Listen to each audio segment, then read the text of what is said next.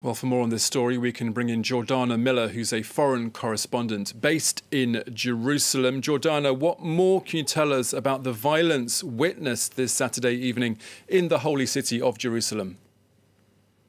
Well, first it must be said, this is some of the worst violence that we have seen here in Jerusalem in years. If we just add the numbers up over the weekend, now we're reaching over 300 people injured. Last night, about 80,000 Palestinians came to pray at the Al-Aqsa mosque, which, of course, it was the most important night of Ramadan, as you said, Laylat al-Qadr. And after that, protests breaking out, clashes again at the Damascus gate. Palestinians starting fires, throwing rocks, going through barricades, police barricades, and police responding with stun grenades and tear gas. It was a violent scene. In the end, there were over 80 people injured, and as you said, that includes a child and women.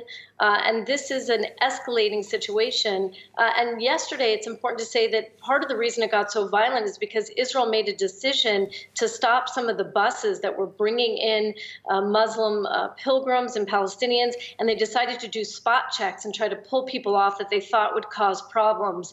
It was a bad decision, I believe. It backfired, and there was just a lot of anger. And remember, this is coming after Israel made the decision to put up those barricades in the iconic stairway of the Damascus gate at the beginning of Ramadan, which had sparked so many protests and a rocket fire. Israel finally decided to remove those barricades, but we see the violence has continued during this tense holiday of Ramadan here.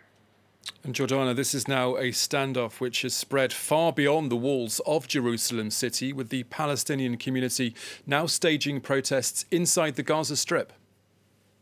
That's right. We saw hundreds of protesters gathering at the Gaza Strip last night.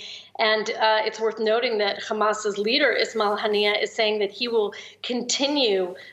He's threatening Israel, saying they will pay in some way for the violence here in Jerusalem.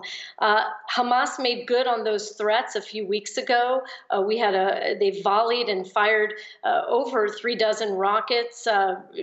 Just a couple weeks ago, that really prompted Israel to remove those barricades, which I spoke about earlier, which were at the Damascus gate. Now the fear is that Hamas will again intensify the rocket fire. We saw just one last night, but Israel is